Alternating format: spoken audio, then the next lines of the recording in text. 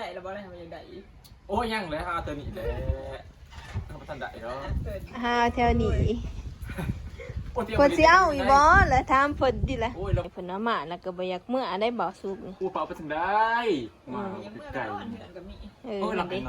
อันนี้เราให้นอนโอ้ยไปซนได้ข่อยนอนกันนอนทุกคนเอ้ยเมื่อกับฮอนเฮือนฮอดซ่านซำเนาะผู้เพิ่นอยากแว่บ้านนี้ทุกคนเอ้ยบ้านคอนทรายนี่เพิ่นอยากไปหาแว่เมียเก่าเพิ่นโอ้ยไปแว่เซาเข็มเนาะโอ้ยแบบขาวดอกแว่บักข้าวทุกคนเอ้ยบ้านคอนทรายเนาะผู้ทางเขาบ้านโอ้กลับเพิ่นมาแล้วก็ไปแวะเลยแหละเพราะว่ามันตะโค้งทางนั้นพอดีมันทางผ่านบ้านเนาะเป็นฝ่ายก็โอ้ยหอดลูกดอกกินหอดดูวะหรือกินหอดแม่มันสุดสีอันนั้นทุกคนเลยพาไปหาซาเค็มทุกคนเลยมีสีบอกว่าโอ้ยนอนซาเค็มมีสีบอกไปบ้านี่หอนแดดได้นี่อยากกินข้าวพร้อมเพื่อนเลยบริณัทเพื่อนนั่นน่ะบริณัทเพื่อนอยู่เพื่อนจะบอกจังเลยเราจะอยากแหวกก็พาจะแหวกเนาะไปอยู่วันบอกอยู่ก็แล้วแต่เนาะแหวกเบิ่งคนเลยอ่ะไปพอกันอยู่เพื่อนซาเค็มพอแล้วทุกคนเลยทางเขาบ้านเจ้าเค็มจะอันตรายรีบไก่กุนเลยโอ้ยไอ้พยาบาลน้ำเจ้าเด้เนาะอย่าว่าเว้เมียเก่าเพิ่นไปสิบอกเมียเจ้าไปอุกอังน้ำทางเขาบ้านนี่ดอกนี่ย้ำแรงจะสิก็ไงกุนทุกคนเลยนี่ก็ลมพัดว่อยหอยจมแน่แล้วเนาะบางแน่ที่ละปุ๊บกลางบ่ายทุกคนยำปนกับว่ายำปนกับว่าทางอันยากลมกับพัดว่อยอยู่ยังมาน้ำเจ้าเด้เนาะไปหาเสาเข็มอยู่เพื่อนบ่เห็นเนาะลืมไปว่ามื้อนี้เป็นวันจันทร์เพิ่นไปขายเกลืออยู่เฮียนทุกคนเลยเฮียนมีแต่กบแก่เนาะไปขายเกลืออยู่บ้านเก่าทุกคนเอ้ยพา FC มาหาซาเค็มได้หมดทุกคนเลยพา FC มาหาเสาเข็มเขาบอกเราอยู่กันเราอยู่กับผู้บ่าวจ้ะโอ้ยผู้บ่าวอันนี้รถนะเขามีแล้วเนาะว่าใช้รถเหรอพวกผมเองนะรถเละเป็นอยู่บ่เพื่อนเป็นไงคนนี้ทุกคนเลยเป็นนั่งเห็นยังเด้อโอ้ยเรานั่งตอนเงาเลยฮะนั่งตอนเงาโอ้ยจะมาว่าจังสันสบายดีลอยบ่ซุกลอยมาหาเจ้านี่โอ้ยบอกเยอะเนาะลอยแล้วบ่กล่าวกันก่อนขายดีอยู่บ่ส่วงนี่นั่งเงาเลยบ่มีคนบ่ได้บ่ได้เฮ็ดบ่ลูกศรลูกศีลเจ้านะเจ้าเลยอื่นสิเลี้ยงวันนี้แล้วเนาะจะมานอนอยู่เหรอจังเลยน้ำเราให้นอนก็นอนเลยให้นอนบ่หรือเดือนใดบอกแล้วมาอยากให้นอนเลยมาลินซื้อแล้วไก่มาขบก็ไปโค้งกับคอยกับมาแวเจ้าเป็นบอกกินหอนเด้บ่ได้มาหาเฮิงเลยเพิ่นล่ะใช่แล้วของฝากไปโอ้บ่ได้ซื้อไม่ใช่แต่ของฝากมาเอ้ยเดินมาเถื่อนเนาะอยากได้แล้วอ่ะใครไปอยากได้ว่าบริการเป็นบริการดอกนักกินเองดอกเนี่ยได้มันเหงาเนาะว่ามีหมูเนาะหนังคนเดียวยังกินแล้วคือบอลหาเอาบอกผู้บ่าวหาผัวในตีเงาก็ได้ท่านอยากได้ว่าเบื่อแล้วบ่ติคือบ่าวสุกแล้วสิหาใหม่เรื่อยๆพวกบ่ได้มาเลยว่ามาสิเป็นได้มาเยี่ยมมายามลูกเนาะมันได้บ่เห็น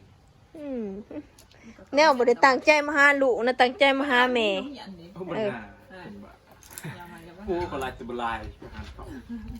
ตั้งใจมาหาแม่มันก็ว่าแม่นบ่โอ้ยกับมาหาแม่มันน่าจะมันนี่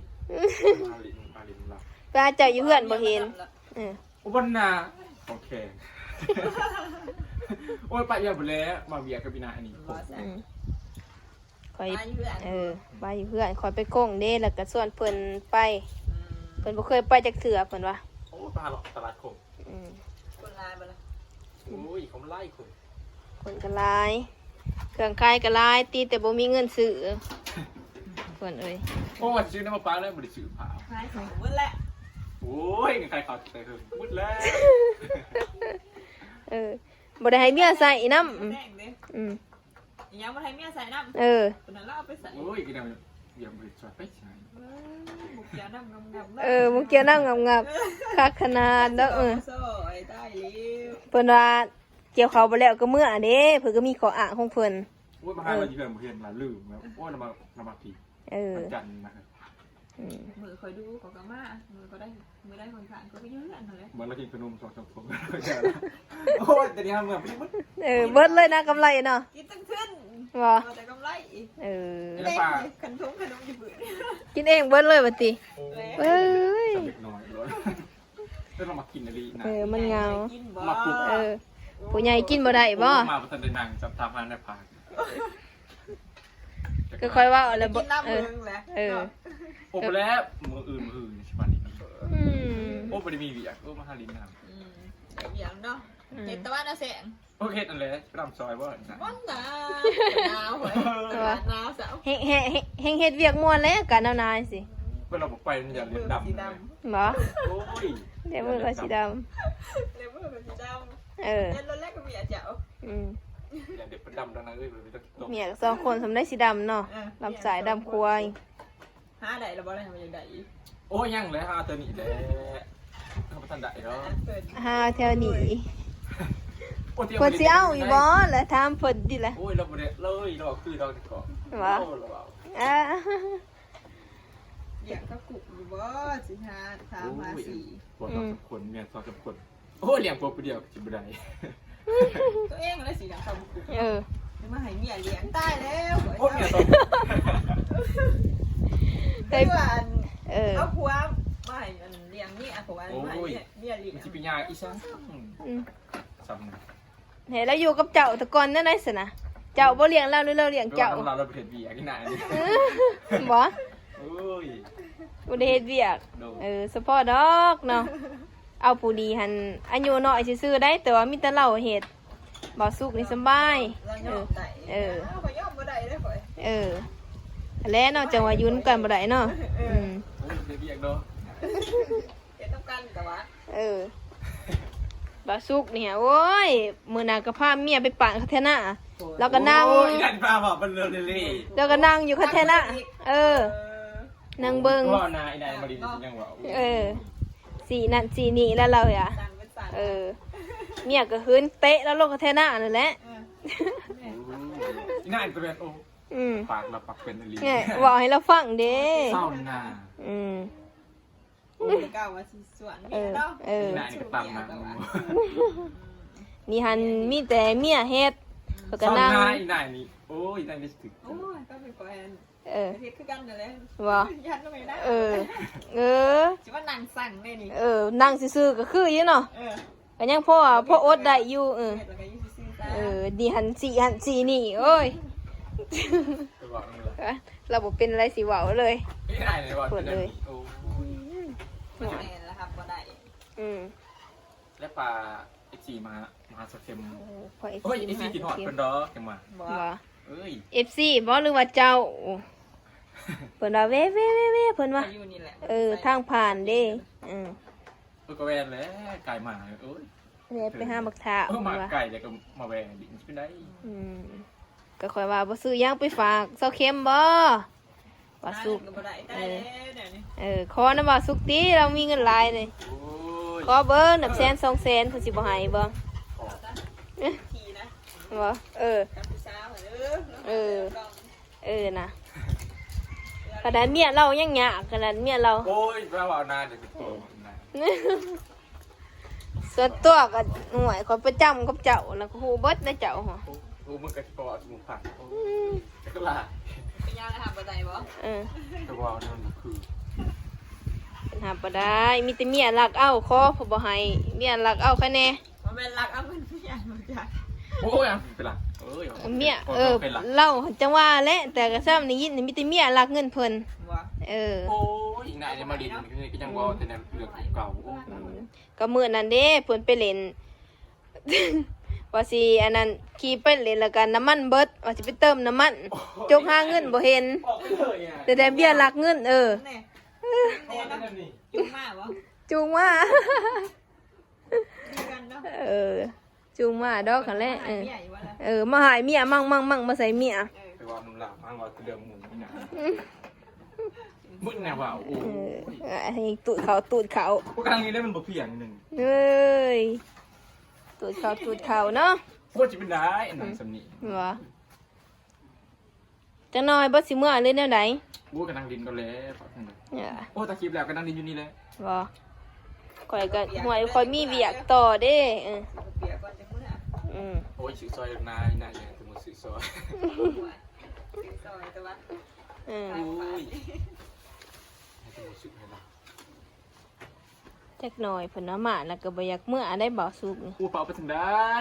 มา ยังเมื่อ ไก่ นอนเดือนก็มี โอ้ยหลับไปนอน อันนี้เราให้นอน โอ้ย ผมได้ซนแล้วก็ยังนอนกันนอนไม่ใช่นอนน้ำก่อย นอนไฟนอนมันเนาะ นอนว่านอนก็ดูจ่าวันนี้ โอ้ยนอนเลยอยากนอนกูอยากนอนกับเมื่อ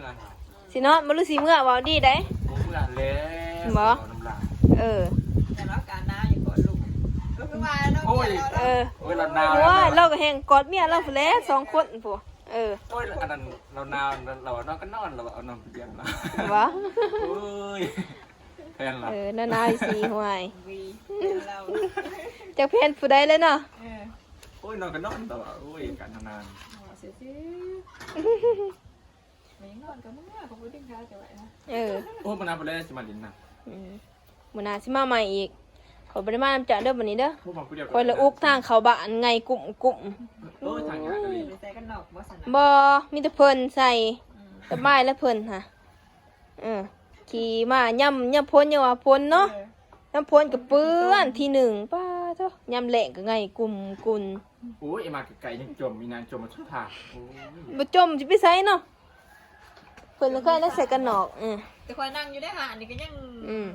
ว่าอยู่ โอ้ยลมมันพัดเด้มันอูมาเป็นหยามเลย ลงมือนี่แหละว่านี่ก็ธรรมดา บ่ว่าตึกหยามมาลีคอยให้บ่อยากแว่ดอกสิบ่สุกแว่นะเพิ่นน่ะเพิ่นคิดฮอดเด้เพิ่นบ่ได้มาหาเพิ่น ขนมกับบริซื้อมาให้ลูกให้เต่าเนาะ โอ้ยมันมีจีมาอีก ซื้อมาอีก